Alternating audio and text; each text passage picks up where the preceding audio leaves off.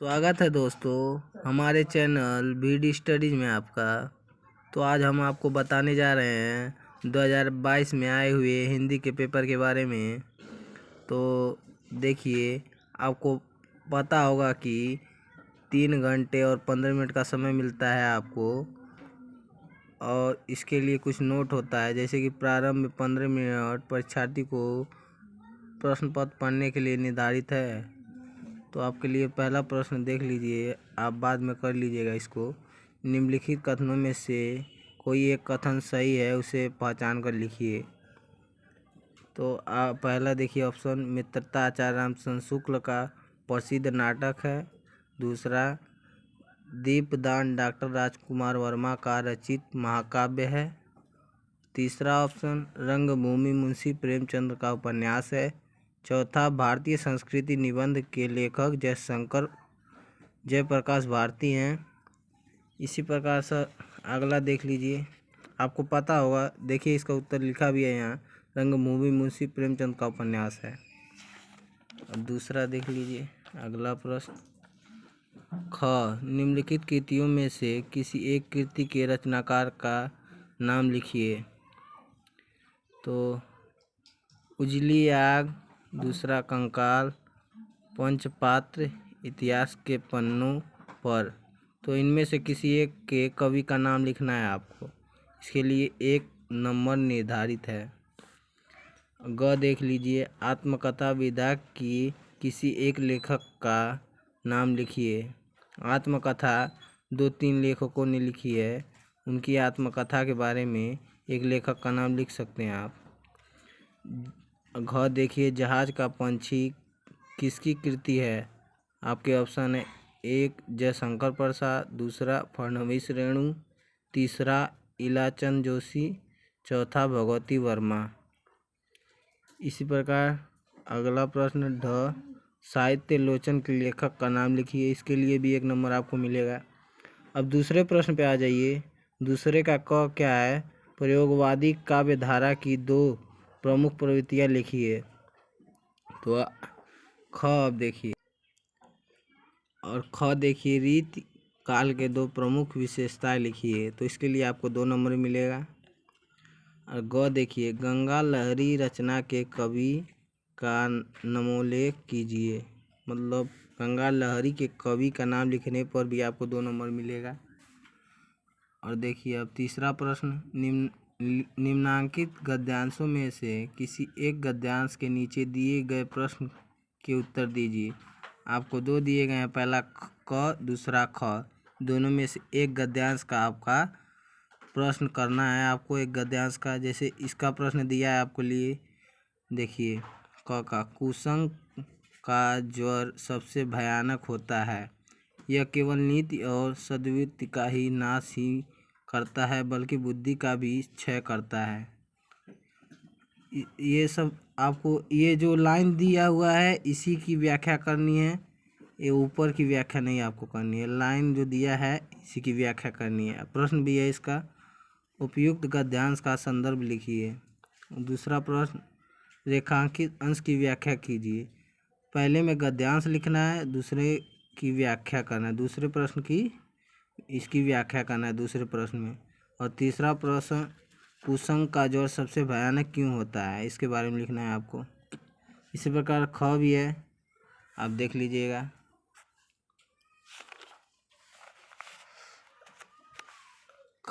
ख के लिए भी प्रश्न है, गद्यांश लिखना है इसमें भी, और दूसरे प्रश्न में व्याख्या। और तीसरे में लिखा है, लेखक के अनुसार संघर्ष कैसे दूर हो सकता है। तो आप पढ़ लीजिएगा, उसके बाद इसका उत्तर दे दीजिएगा। चौथा प्रश्न, निम्नांकित पद्यांशों में से किसी एक की संदर्भ सहित व्याख्या कीजिए तथा उसका काव्य सौंदर्य की भी स्पष्ट कीजिए। काव्य सौंदर्य भी बताना है और संदर्भ सहित व्याख्या भी करना है। तो आपको लिए 2 ऑप्शन है, क, ख में से किसी एक की व्याख्या करके उसका काव्य सौंदर्य भी स्पष्ट कीजिए।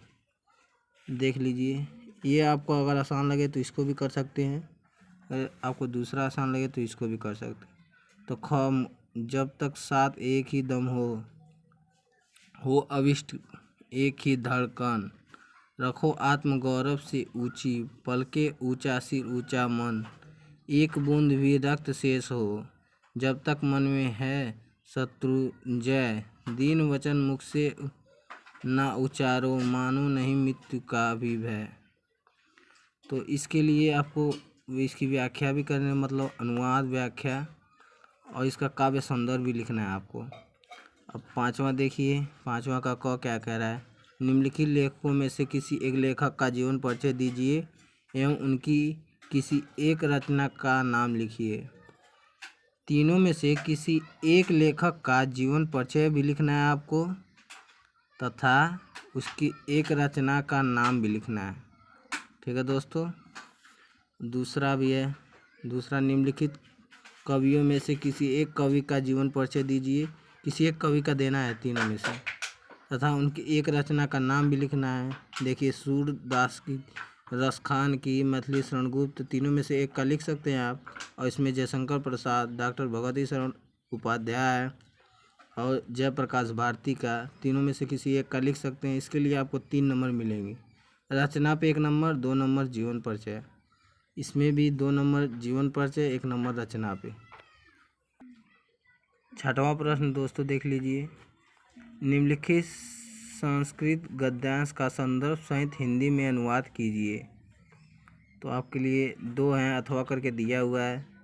दोनों में से एक संदर्भ की व्याख्या आप कर सकते हैं, जैसे सर्वे भवन्तु सुखिनः, सर्वे सन्तु निरामयाः, सर्वे भद्राणि पश्यन्तु मा कश्चिद् दुख भाग भवते। तो इसका अनुवाद करना है सिर्फ। इसके लिए आपको 3 नंबर, 3 + 1 4 नंबर मिलेगा। ठीक है दोस्तों। और 7वां प्रश्न है क, अपनी पाठ्य पुस्तक में से कंठस्थ किसी किया हुआ एक श्लोक लिखिए जो इस प्रश्न पत्र में ना आया हो।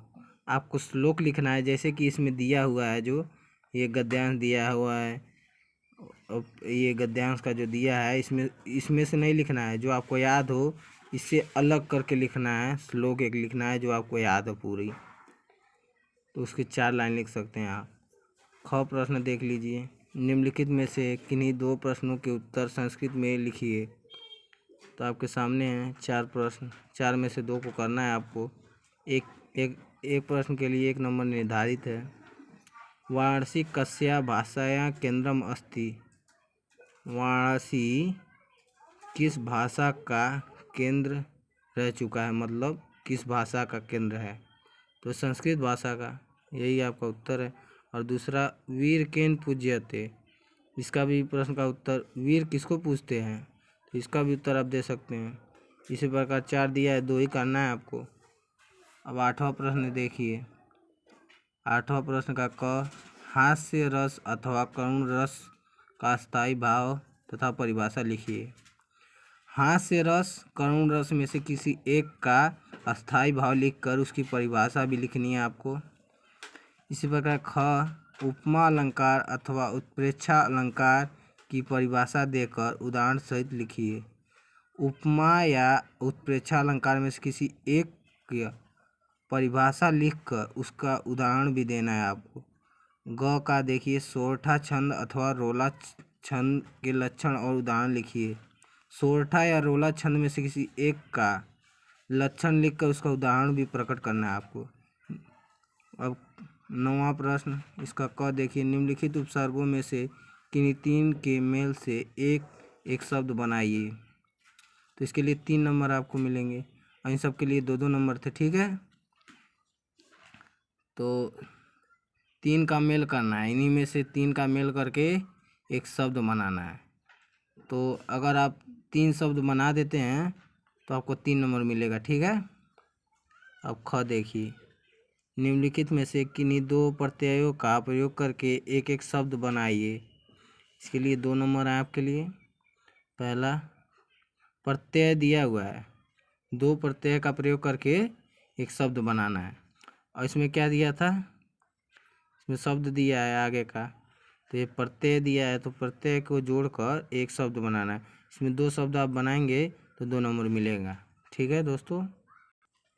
इसी प्रकार आगे भी देख लीजिएगा। ग का दो समास विग्रह कीजिए, समास का नाम लिखिए। इनका समास विग्रह करके समास का नाम लिखना है। 4 दिया हुआ है, 2 का करना है। निम्नलिखित में से किन्हीं 2 शब्दों के तत्सम रूप लिखिए। तत्सम रूप लिखना है। अंगूठी, कपड़ा, तालाब, लाज। तो तत्सम आपको आता होगा तो लिख लेंगे इनका तत्सम रूप। निम्नलिखित में से किन्हीं 2 शब्दों के 2 पर्यायवाची शब्द लिखिए। तो ड का देखिए आपका आँख, पृथ्वी, वन, पक्षी। आप तो समझते ही होंगे आँख का क्या होता है, लोचन होता है, नयन होता है, कई प्रकार के होते हैं। और पृथ्वी का धरा, धरती सब होता है। वन का भी जानते होंगे आप, जंगल होता है। पक्षी का भी जानते होंगे, नभचर होता है, खग होता है। ये सब जानना आपको ज़रूरी है। अब 10वां प्रश्न देखिए क।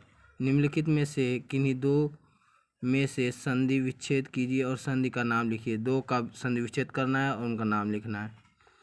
तो मात्राज्ञा, दूसरा उपयुक्तम, तीसरा इत्यत्र, चौथा धत्रयत्र। तो चारों में से किन्हीं 2 का संधि विच्छेद कर सकते हैं आप और संधि का नाम लिखेंगे। इसके लिए आपको 2 नंबर मिलेंगे। ख देख लीजिए दोस्तों। निम्नलिखित शब्दों में के चतुर्थ विभक्ति एक वचन में लिखिए। तो फल अथवा मतिका चतुर्विभक्ति लिखना है। फल का भी लिख सकते हैं चतुर्विभक्ति, अथवा एक वचन भी लिखना है। ठीक है दोस्तों, दोनों में से एक का। ठीक है, 2 नंबर मिलेंगे।